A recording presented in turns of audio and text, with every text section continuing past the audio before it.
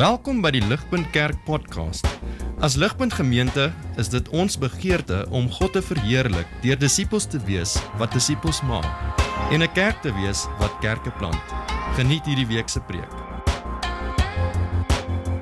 Ons lees vanoggend uit Efesiërs 4 vers 7 tot 12 uit die Afrikaanse 2020 vertaling uit.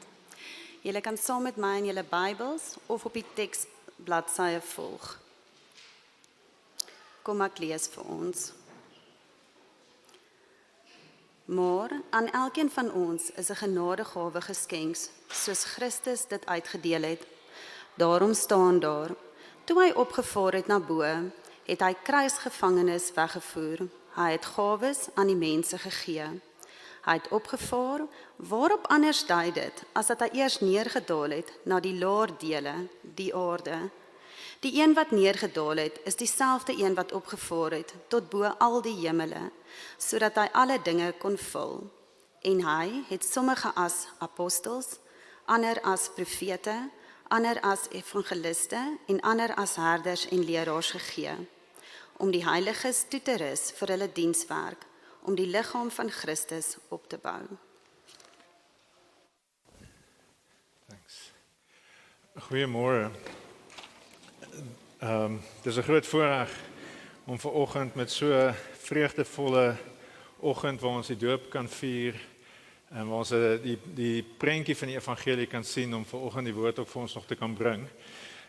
Ons is in die middel van 'n kort reeksie wat ons dink oor wat dit is om kerk te wees en hoekom ons deel van die kerk wil wees as ledemate van 'n kerk, soos wat ons dink oor die verbintenisproses van ons as 'n kerk. En so ons is vanoggend in die middel van daai kort reeks wat ons doen uit Efesiërs 4 uit. En so ek gaan vir ons bid. Ek gaan net vra dat God ons sal rustig maak en dat hy werklik ons sal help om sy woord te verstaan soos wat ons saam daarna kyk. So kom ons bid saam. Vader, ons dankie dat ons u woorde vir ons neergeskryf kan hê. En ons dankie dat u Gees daai woord vir ons lewendig kan maak soos wat ons dit hoor. En ons vra dat u vanoggend, soos wat ons u woord hoor, sal u die woorde vir ons lewendig maak, sal u werklik met elke een van ons praat. Sal u ons help om u stem te hoor, soos wat ons u woorde saam bestudeer in u woord. En sal u ons vanoggend, die van ons wat u ken, sal u ons verdiep in ons geloof en versterk in ons geloof. En Vader, die van ons wat u nie ken nie, sal u ons oë oopmaak om u te leer ken as 'n liefdevolle Vader en Jesus as 'n wonderlike, genadige koning wat sy lewe vir ons neergelê het sodat ons in 'n verhouding met u kan wees. En so Vader, help ons vanoggend, werk asseblief in ons harte deur die Gees. Ons vra dit in Jesus se naam. Amen. Vriende, ek verneem daar is iets soos vital organs en non-vital organs, as mens nou medies na die wêreld kyk. Vital organs maak vir my sin. Vital organs is goedes soos die hart, die brein, die longe, niere en die lewer. Daai goed maak sin. Wat nie sin maak nie, is die kategorie van non-vital organs. Die kategorie van non-vital organs is die volgende. Hier is net 3 van hulle. Jou maag, jou kolon en die voortplantingsorgane. Volgens my is dit nie non-vital nie. Dit is vital vir voortbestaan. Ek kan nie lewe sonder my maag nie. Ek kan dalk 'n rukkie lank bestaan sonder my maag, maar my maag is my vital en so ook my kolon. En dieselfde vir die res van ons. Ons het organe gekry omdat God gesê het ons het dit nodig. En so die mediese klassifikasie van non-vital organs bestaan nie, volgens my nie. Maar dieselfde is ook waar in die kerk. In die kerk is daar ook sekere gawes wat beskou word as non-vital en seker is wat as vital beskou word. Maar ek dink vanoggend gaan ons sien dat daar is nie iets soos non-vital organs nie. Daar is nie iets soos ledemate van 'n kerk wat nie belangrik is vir die gesondheid van die kerk nie. Ons gaan vanoggend sien dat elke een van ons wat deel is van Jesus se liggaam, die kerk, het 'n belangrike rol om te speel. En ek gaan vir ons vinnig net 'n bietjie konteks gee uit Efesiërs uit sodat ons kan verstaan wat vanoggend se teks in sy konteks beteken. En so die brief van Efesiërs begin in Efesiërs 1 vers 9 en 10 om vir ons die groot plan van God vir die wêreld te gee. Die groot idee, God se raadsplan is in Efesiërs 1 vers 9 en 10. Ek lees dit vir ons.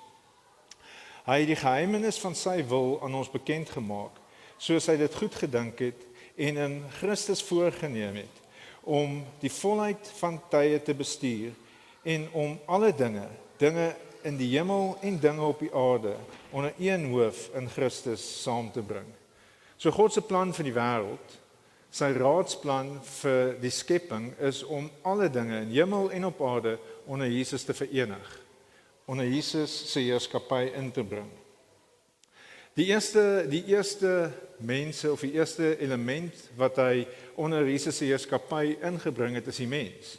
Die mense ons is van nature vyande van God, en in hoofstuk 2 sien ons dat God ons met homself en met mekaar versoen het deur sy genade, om ons te verenig onder Jesus se heerskappy. En so Efesiërs 2 vers 4 en 5 sê, maar God, ryk in barmhartigheid, het ons, alhoewel ons dood was as gevolg van ons oortredings, op grond van sy groot liefde, waarmee ons lief gehad het, saam met Christus lewendig gemaak. Uit genade is julle verlos. En dan gaan hoofstuk 2 aan om te sê, God het Jood en nie-Jood met mekaar verenig binne in die kerk. Hy het almal van ons, soos wat hy ons met hom verenig het, het hy ons met mekaar verenig. En dan sien ons in hoofstuk 3, dit is God se wysheid wat geopenbaar word aan die heelal. Soos wat almal van ons verenig word met Jesus en verenig word met God, is ons besig om God se veelvuldige wysheid aan die wêreld te openbaar. Efesiërs 3 vers 7 en 11 sê, hierdie wysheid van God word geopenbaar en almal het 'n rol om te speel deur genade binne hierdie wysheid van God wat geopenbaar word in die kerk, in die eenheid van die kerk. Efesiërs 3 vers 7 en 11 sê, van die evangelie het ek 'n dienaar geword, Paulus sê, ooreenkomstig die gawe van God se genade wat aan my betoon is, volgens die werking van sy krag. Aan my, minder as die geringste van al die heiliges, is hierdie genade geskenk, om aan die heidene die evangelie van die onpeilbare rykdom van Christus te verkondig, en om almal in te lig wat die uitvoering van die geheimenis is, wat vir eeue lank verborge was in God, wat alle dinge geskep het. Gevolglik kan die ryklik geskakeerde wysheid van God nou deur die kerk aan die owerhede en die magte in die hemel bekend gemaak word, ooreenkomstig sy ewige voorneme, wat hy gemaak het in Christus Jesus ons Heer. So God se wysheid word bekend gemaak in die kerk, soos wat hy ons almal verenig onder Jesus se heerskappy. Dis 'n wysheid wat nie net vir die aarde is nie, maar vir die hemelruim is, soos wat alle magte inkyk op God se vermoë om alles onder Jesus te verenig. En ons het verlede week gesien dat die kerk is verenig en ons het 'n rol om te speel om daai eenheid te beskerm.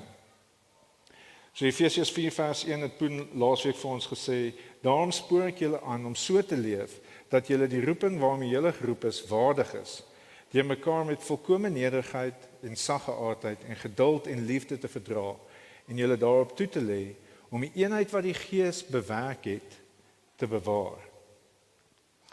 Ons word een gemaak. En daar's 'n interessante Engelse ou Engelse gesegde wat sê, to live above with the saints we love, that will be glory.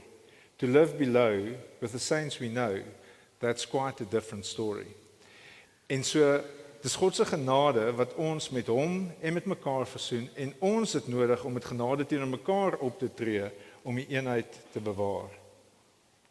Ons is een, soos wat ons gesien het in hoofstuk 1 tot in 4 sover. Ons is een, maar vanoggend se teks sê ons is nie eeners nie. En ons prys die Here daarvoor. Ons prys die Here vir die feit dat ons een is, maar nie eeners is nie. Ek het 'n ruk lank voor ek by Ligpunt was ek by 'n kerk in Stellenbosch gewees, 'n Engelse kerkie. En ek het 'n baie goeie vriend gehad, 'n Afrikaanse vriend wat 'n draai kom maak het by die kerk 'n paar keer. En hy het vir my gesê, is 'n wonderlike kerk. Hy kan sien is 'n wonderlike kerk en hy kan sien is wonderlike mense. Dis sulke gawe mense in die kerk. Maar hy het gesê, hy dink nie hy sal ooit hier kan inpas nie, want hy is nie so gaaf nie. Hy is nie so nice soos hierdie mense wat in die kerk is nie. En dit is vir my baie hartseer om te dink dat hy nie verstaan wat hierdie teks sê nie. As hy vandag se teks verstaan het, sou hy besef het dat dit is die Gees wat hom in staat sou stel om sy rol binne in daai kerk te kon vervul.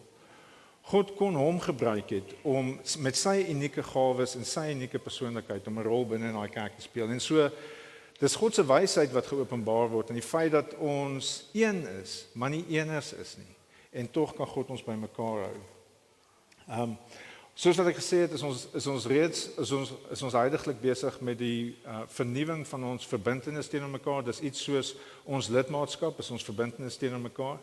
En so as jy iemand is wat nuut is, of iemand wat dalk lankal hier is en wat voel asof jy nie heeltemal die profiel pas van die gemiddelde persoon hierson nie, dan is ons baie bly jy's hier, want vandag se teks sê ons is een, maar ons is nie eeners nie. Dis oukei dat ons verskillend is. Dis wonderlik dat ons verskillend is, want die liggaam is vol verskillende ledemate, verskillende liggaamsdele wat almal 'n rol het om te speel. So om nou die voorbeeld 'n klein bietjie verder te vat, die tand en die maag is beide liggaamsdele. Hulle gaan nie tipies om dieselfde braaivleisvuur sit nie. Hulle gaan mekaar nie nooi noodwendig vir 'n braai nie.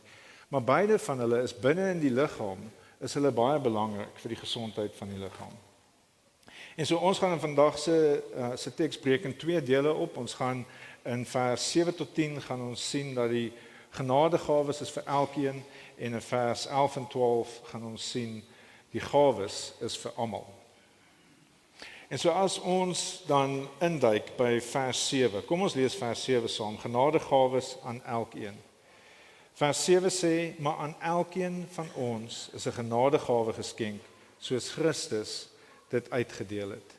Nou kom ons stop net daar vir 'n oomblik. As vers 7 waar is van jou, wat sê dit van jou? Maar aan elkeen van ons is 'n genadegawe geskenk, soos Christus dit uitgedeel het.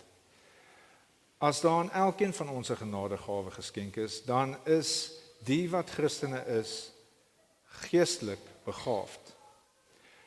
Toe ons vanoggend die doop gesien het, toe die doop vanoggend hierso, toe die evangelie vir ons grafies gedemonstreer is vanoggend. As iemand die evangelie verstaan het en tot bekering gekom het en nou 'n kind van die Here is, soos wat hy die doop gesien uitspeel het, dan is hy nou 10 minute later reeds geestelik begaafd. Dan het God reeds vir daai persoon geestelike gawes gegee waarmee hy binne in die kerk 'n rol moet speel.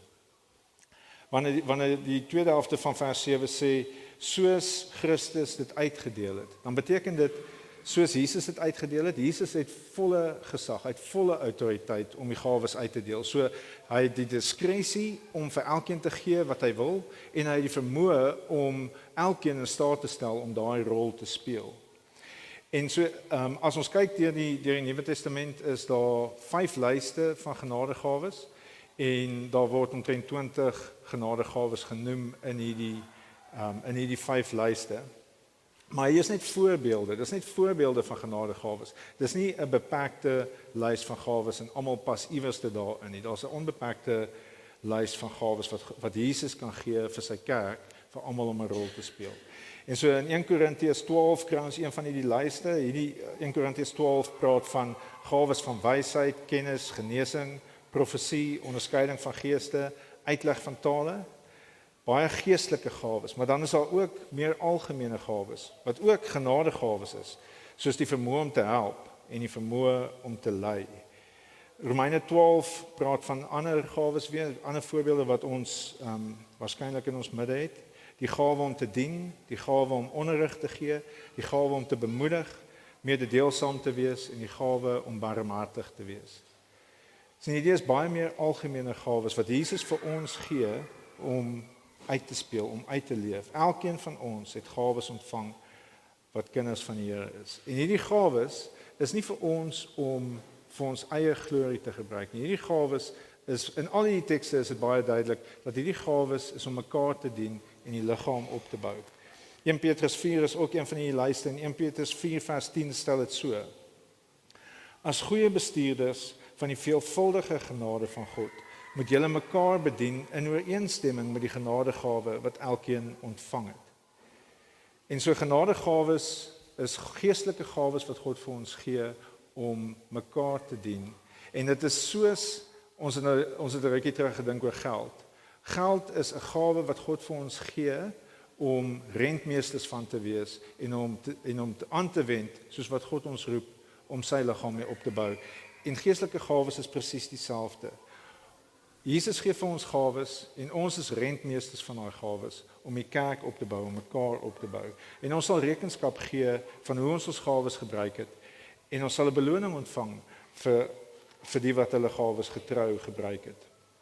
En so mens bereik op 'n sekere stadium in die lewe ouderdom wat jy net 'n klein bietjie te lank agter 'n rekenaar gesit het en net 'n klein bietjie te veel vergaderings ingesit het en wat jou lyf net so bietjie begin sak. En ek was by 'n biokinetikus om my te help met my postuur. En sy het vir my gesê die liggaam is soos 'n lang ketting. Alles is in balans met mekaar.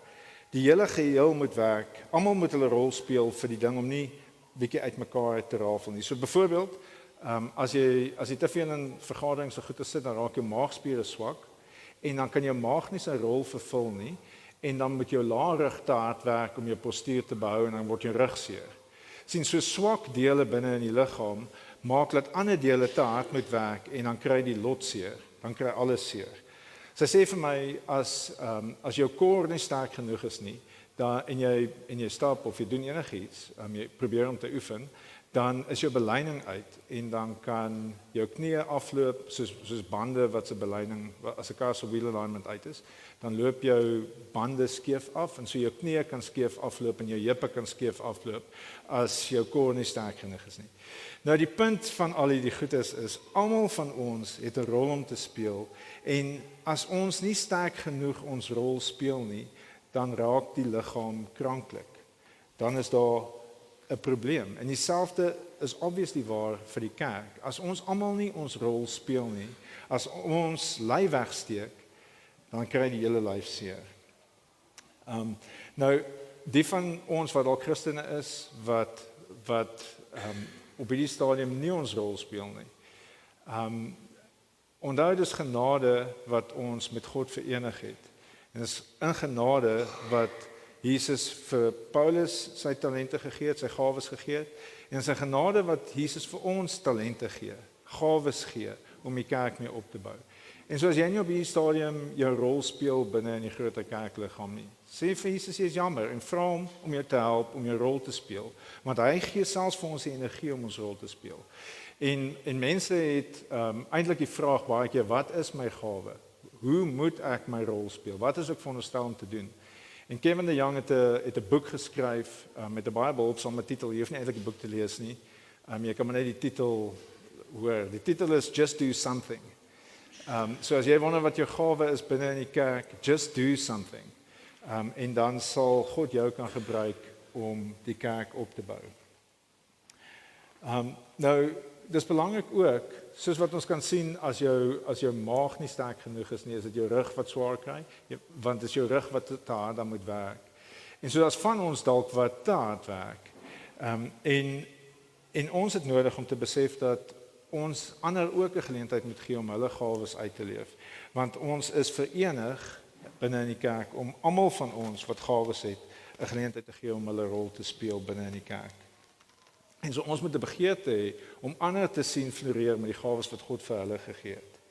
Sien, Jesus het aan die kruis gesterf vir ons om elkeen ons rol te kan speel binne in die kerk, om ons genadegawes te kan uitleef. En dis in 'n groot mate waaroor vers 8 tot 10 gaan. Vers 8 tot 10 sê, kom ons lees dit. Daarom staan daar, toe hy opgevaar het na bo, het hy kruisgevangenes weggevoer. Hy het gawes aan die mense gegee. Hy het opgevaar, waarop anders dui dit as dat hy eers neergedaal het na die lae dele, die aarde. Die een wat neergedaal het, is dieselfde een wat opgevaar het tot bo al die hemele, sodat hy alle dinge kon vervul. So hierdie vers 8 tot 10 is 'n prentjie van Jesus se koninklike lewe. Vers 8 is 'n verwysing na Psalm 68. Psalm 68 is 'n koning wat 'n oorlog oorwin het en wat op pad is na sy troon toe. En soos wat hy na sy troon toe stap, deel hy die byt met sy mense. Daai dinge wat sy koninklike bestaan maak, deel hy met sy mense uit. En so dis die prentjie wat ons sien in vers 8 van Psalm 68. En dit is wat Jesus met ons doen. Soos wat hy op sy troon sit, deel hy sy gawes met sy mense.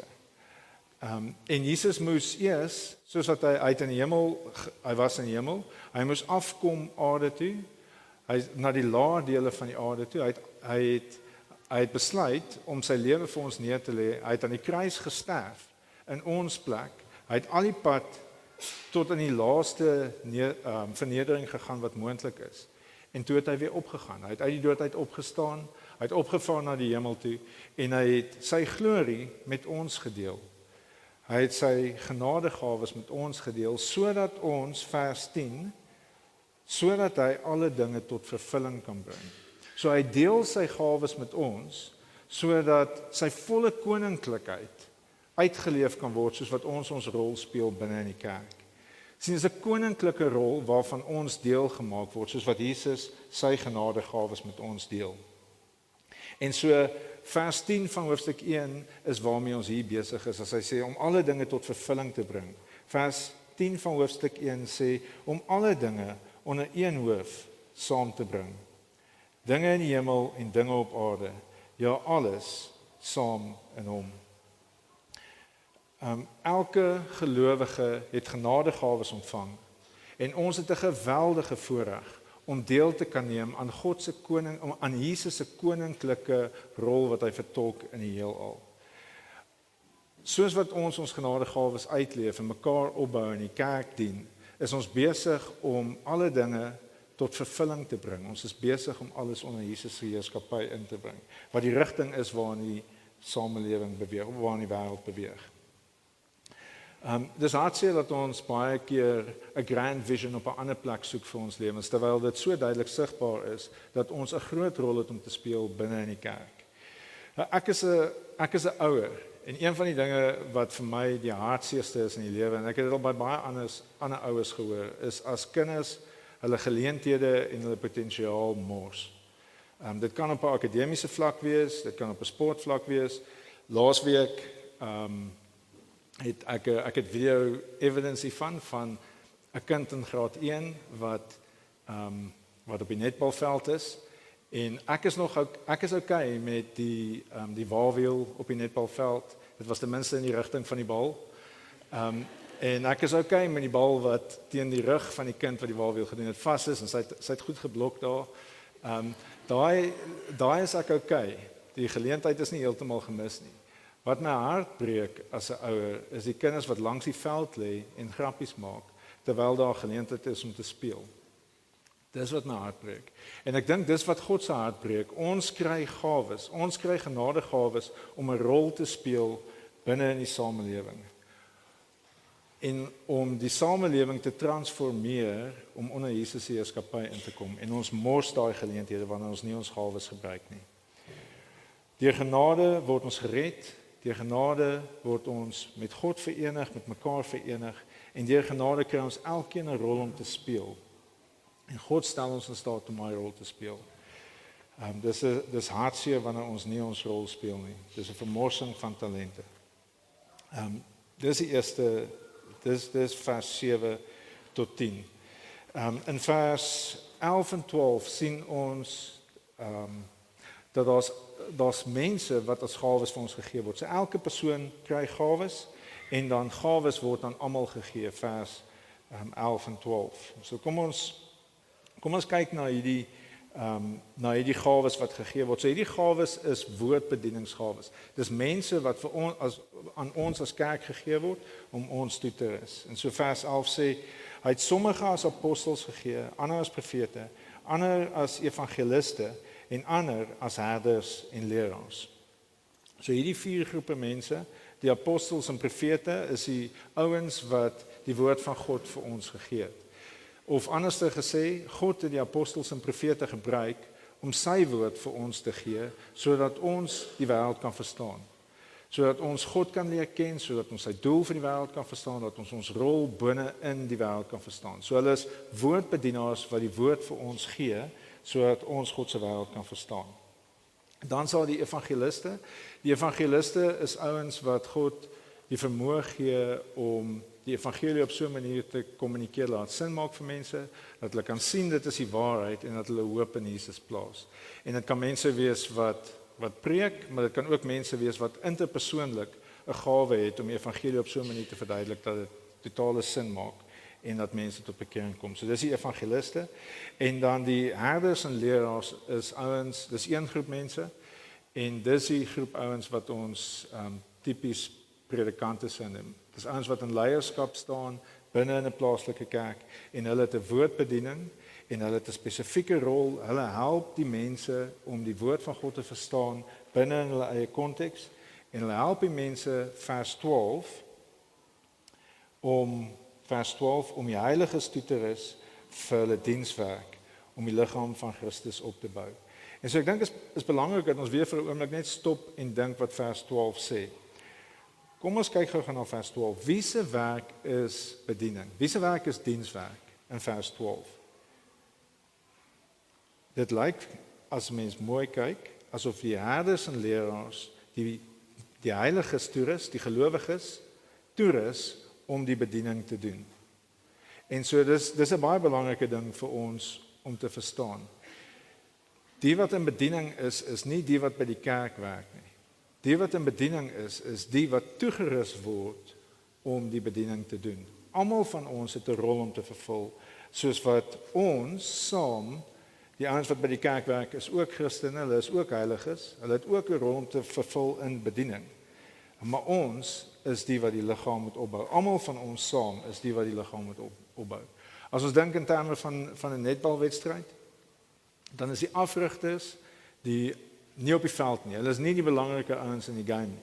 Die afrigters rus die ander toe om die game te speel, om die bediening te doen. En so ons almal is saam in die bediening. En die rol van die herders en leraars of die predikante is 'n belangrike een, want ons denke is nodig om vernuwe te word. Ons word groot in 'n wêreld wat hostile is teenoor Jesus, wat Jesus ontken en wat vyandig gesind is teenoor God self. En so die herders en die leraars leer ons hoe om die wêreld te beskou soos wat God dit beskou vanuit die woord, sodat ons rol kan speel. Ons wil nie soos die wêreld ons leer om te wees verbruikers wees nie. Ons wil soos wat die woord ons leer dienaars wees. Ons koning is 'n dienaar en ons is dienaars. En so die wêreldbeskouing tussen die Bybel en die wêreld is radikaal verskillend. En soos wat ons nou besig is met die verbintenis vernuwingsproses, daar's 5 punte in die verbintenis en meeste van daai 5 punte wys vir ons hoe ons ledemate kan wees. Ek gaan net een vir ons opsit dat ons net kan sien die derde punt bevestig hierdie punt eintlik baie sterk, dat ons almal 'n rol het om te speel en dis waarin die verbintenis ons onsself tot sal die geleentheid kry om onsself te verbind. En so die punt 3 van die verbintenis sê, we pledge to support the ministry of the local church through praying for one another and with one another, serving one another, including at Sunday and disciple-making gatherings, and giving generously. En so hierdie punt van die verbintenis beklemtoon die gedagte dat ons almal het 'n rol om te speel binne in die kerk. Ons almal het 'n belangrike rol om te speel binne in die kerk. Nie een van ons is non-vital organe nie. Almal van ons is vital organe binne in die kerk. En so net soos wat daar genadegawes vir ons almal is daar 'n geweldige hoeveelheid maniere wat ons genadegawes kan uitspeel. Daar is op Sondae is daar 'n geleentheid vir ons om ons genadegawes te gebruik om die liggaam op te bou. Daar's baie geleenthede. Ek dink Natasha is siek, anders as sy vandag hier gewees het, maar sy sal seker volgende week hier wees. En dan sal sy sê, dan kan mens met haar gaan gesels. Daar is geleenthede om by stoelespan, koffie, projekte, gasvryheid of enige ander span betrokke te raak. Daar's ouens wat met woordbediening besig is op Sondag waar daar geleentheid is om betrokke te raak, of dit nou is in die musiekspan of by die ligpuntjie onderwysers. Daar's baie geleenthede op 'n Sondag om mense genadegawes uit te leef. Maar die kerk bestaan nie net op Sondag nie. Daar's baie geleenthede en belangrike geleenthede in die week om by betrokke te raak. En so daar's Ligpunt gesinne waar ons mekaar opbou met ons genadegawes en daar's ander waar ons kan kom dien soos Ligmag en kadette, die tienerbedienings en die studentebediening waar enige een van ons kan sê ons wil graag betrokke raak. Ons het dalk die gawes wat God wat Jesus vir ons gegee het om daardie liggaam te kom opbou. En so daar kan mens met enige gesels met een van die ouens as jy dalk daar wil betrokke raak. Maar daar's ook geleenthede buite die formele kerkstrukture. Sien, ons het as 'n kerkgemeenskap het ons natuurlike gawes en ons geestelike gawes help ons om ons natuurlike gawes te gebruik vir die uitbou van Jesus se koninkryk. Daai natuurlike gawes en geestelike gawes wat kombineer kan 'n wonderlike ding wees. Ek het 'n bietjie gaan sit en dink hoeveel ouens al hulle professionele gawes gebruik het om die kerk fisies op te bou. En in die laaste 10 jaar het God vir ons argitekte, entrepreneurs, ingenieurs, electricians, nutsmanne, onderwysers, CA's, grafiese ontwerpers, stadsbeplanners, dokters, oogartse, prokureurs, IT-ouens, arbeidsterapeute, audioloë, verpleegsters, bourekenaars, fisioterapeute, finansiële beplanners en ander gegee wat net in hierdie gebou hulle gawes gebruik het om die kerk op te bou. En daai ouens en 'n klomp ander gebruik hulle gawes om die kerk se werk uit te bou in die samelewing, soos wat hulle werke doen met 'n Bybelse wêreldbeskouing. Soos wat hulle in 'n begeerte lewe om dinge onder Jesus se heerskappy in te bring. Is hulle getrou in dit waartoe God hulle geroep het by die werk. En so daar is 'n legio maniere waarop ons rol kan speel binne in die kerk en buite die kerk vir Jesus se onthaalwe. Ek wil een voorbeeld noem, amper as 'n celebration van die manier waarop God mense in ons midde gebruik om goed te doen, om 'n verskil te maak in die samelewing waarin ons onsself bevind. En so daar's mense met die gawe van barmhartigheid wat baie tyd en energie en wysheid en geld gespandeer het om 'n babahuis op die been te bring. Ek dink meeste van ons sal bewus wees van Daybreak babahuis. Daybreak het in die week hulle eerste 4 babas ontvang.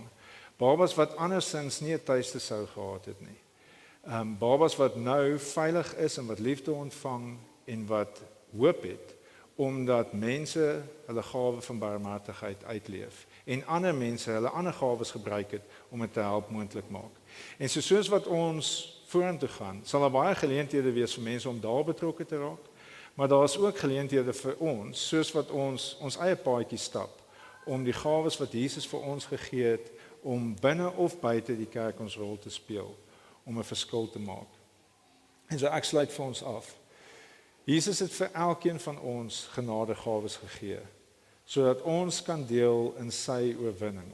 As ons Christene is, het ons 'n rol om te speel in ons koning se oorwinning. Ons het 'n koninklike rol om te speel. En hierdie koninklike rol is een van dienaars. Ons is dienaars in Jesus se koninkryk. Die woord bedienaars rus ons toe om ons rol te speel om die liggaam op te bou. God se genade vir ons is genoeg. As ons op hierdie stadium nie ons rol speel nie, sê is jammer. En onthou wat Kevin de Young sê, just do something. Vra God om jou te help, om jou gawes uit te leef, om 'n wonderlike lewe te lewe, een waar ons besig is om saam met Jesus te ywer om sy koninkryk in te bring en alles onder sy heerskappy te bring. Eendag gaan ons nie meer in 'n gebroke wêreld lewe nie. Eendag gaan ons onder Jesus se heerskappy wees in die nuwe skepping waar daar geen meer trane of hartseer of pyn gaan wees nie. Maar vir nou het ons 'n kans om sout en lig te wees in hierdie wêreld. En kom ons doen dit saam. Kom ons bid saam. Vader, ons dankie vir die voorreg om u kinders te kan wees. Ons dankie vir u seun se opoffering wat ons deel gemaak het van u koninkryk. Help ons om getrou te wees met die gawes wat u vir elkeen van ons gegee het. Help ons asseblief om nie lui weg te steek nie, om nie langs die veld te lê en met ons maatjies te gesels nie. Help ons om werklik van die geleenthede gebruik te maak wat u vir ons gegee het.